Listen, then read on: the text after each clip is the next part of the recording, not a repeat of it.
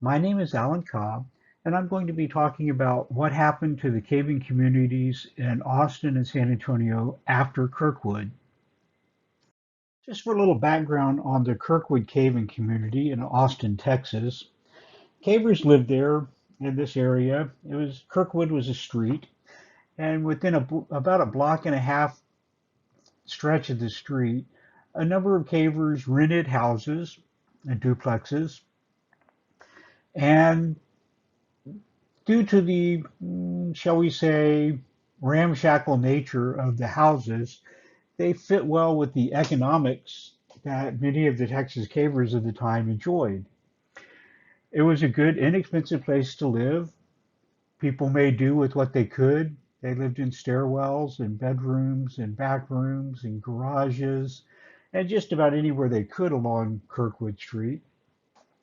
And this area was known for lots of caver parties, caver gatherings.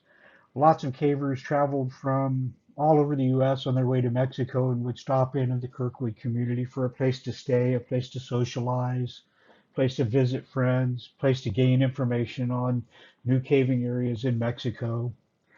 And the Kirkwood area is also the scene of numerous expeditions to many fabulous parts of Mexico. And they used Kirkwood as a jumping off point to start many of those expeditions. The Kirkwood community fell apart in the late 70s, and most of the cavers moved away. I started caving in 1981, which was just after the breakup of the Kirkwood community. When Kirkwood broke up, a number of the cavers moved into different places and ended up buying houses. Gil Edgar and Blake Harrison bought houses in South Austin. Terry Raines bought some property near a small town called Driftwood outside of Austin. And Pete Strickland bought some land on a tributary to Lake Travis. These cavers kind of continued the ideas that were brought about during Kirkwood times. Uh, Gil Edgar had a number of rooms that he rented out to cavers. It was also a jumping off place for many expeditions.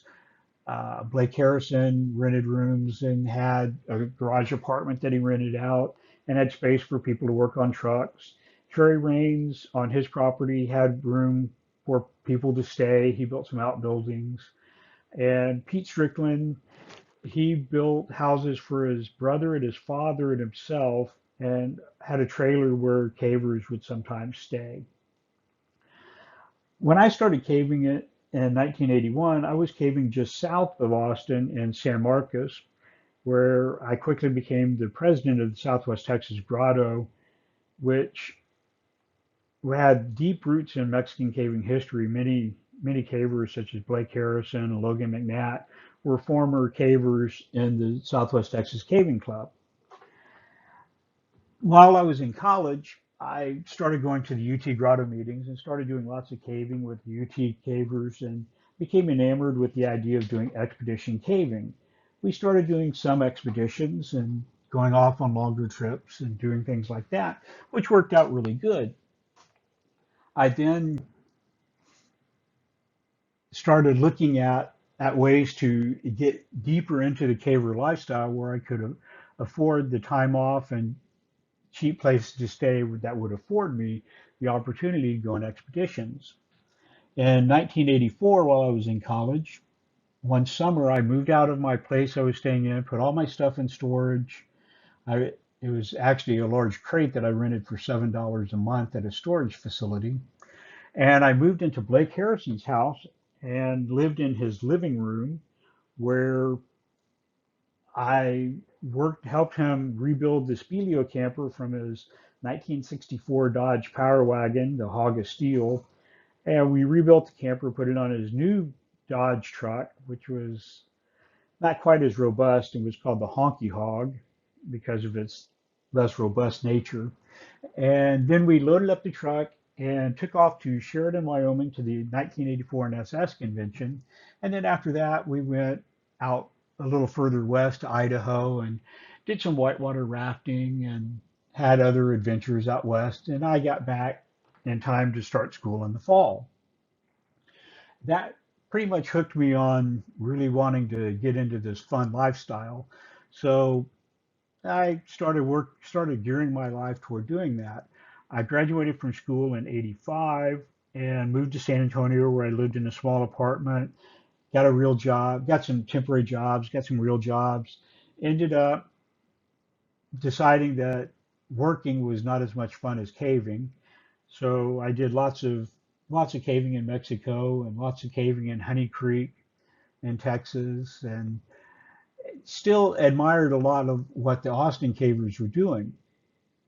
And I eventually got the chance to go to Austin to work on a project, a caving project, gating some caves and doing some archaeological inventory work for Dr. George Vini. And I moved into Gil Ediger's house. And while at Ediger's house, I moved in there initially for 6 weeks for the duration of the project. I moved in, the project promptly got delayed a couple of weeks and then finally started. So after I'd been there 2 months, the project was done and I had nothing else to do. So I ended up staying at Ediger's house, which lasted for the next 2.5 years. During that time, I started going caving in Guatemala, doing archaeological caving, and continued going on expeditions all around Mexico and lots of caving around Texas and in other places in the US before finally moving back to San Antonio. When I moved to San Antonio in 2010, I moved into Linda Pallett's house. Now, Linda's house had a long history of being a home for wayward cavers. Many cavers over the years, since the late '70s, early '80s, had stayed at her house. People like George Vini lived there, rented a room there and lived there. Gary Schindel rented a room there when he first moved to San Antonio. Philip Rickwalder lived there. Joe Ivy lived there. Uh, lots of cavers over the years rented rooms from Linda and had a place to stay. Linda's house was the home for the jumping off place for many expeditions. Lots of people, lots of expeditions to Mexico, all around Texas, other parts of the U.S. would leave from her house, and pretty much all the cavers in Texas knew where her house was. There were also quite a number of parties there at her house, and it was just kind of caver central for San Antonio for a long time. After I moved in there, the we continued to have roommates that would come and go and have room. And Linda and I eventually got married. Not long after we got married, we moved into a house that I inherited not far away. Our house is located really close to the airport. We're just a few minutes away from the airport. And so we've also become kind of a home to some wayward cavers. We've had a number of people who stayed in our house for various lengths of time when they were between houses or needed housing for work or something like that. We've also hosted lots of out of town cavers who have to be in San Antonio for one reason or another. Our house also gets used as kind of a parking lot since we're right next to the airport. We're kind of the caver park and ride where people can leave their cars and we'll take them and pick them up from the airport. We've also had people leave their cars at our house when we were out of town for an extended period of time, and they came, left their car, went, took a taxi to the airport, flew off on a long trip, came back, picked up their car and left, all while we were gone. So we've continued the tradition of being a home for wayward cavers at the new house in San Antonio. Mexico has long been a draw for many cavers, not only Texas cavers, but cavers from all around the U.S. And Austin and to some extent San Antonio have been a gateway to many expeditions and many caving trips into Mexico. For example, the Purificacion trips left out of Austin, the Huautla trips left out of San Antonio for a while. Now they leave out of Austin. The Cueva Cheve expeditions leave out of Austin. Lots of caving still leaves into as uses Texas as its gateway into Mexico. One of the areas where in the past 10 years or so, a lot of caving that's been done is in the Yucatan Peninsula. The Yucatan Peninsula is one of the largest, is the largest limestone outcrop in all of Mexico. And cavers have been concentrating work in the area that's shown in this circle. A hub of this caving area is a small community called Pamul, located on the Caribbean coast just south of Playa del Carmen, which is shown here, which is about 45 minutes from the Cancun International Airport, which makes access quite easy. As you can see, this area inland from Pamul is largely undeveloped limestone with lots and lots of caves. Just across the highway from Pamul, about there, is a 50 plus kilometer cave system. And just down here, just off the map, is Oshbelha, which is the longest underwater cave system in the world. There's caves all throughout this area, some air filled, most of them water filled. And so it's been kind of a hub to caving for this area. In the community of Pamul, which is shown here, Peter Spouse ended up buying a place here, which is located just over here. And he began running trips, exploring and mapping the caves in the area, mostly air-filled caves. We'd occasionally find caves that led to water, and we'd take divers there. We'd provide support by hauling tanks, things like that. And Peter's projects were exploring and mapping and carrying on and doing all kinds of fun stuff in the area. Lots of hiking around in the jungle, lots of good caving, lots of good expeditioning, lots of good time.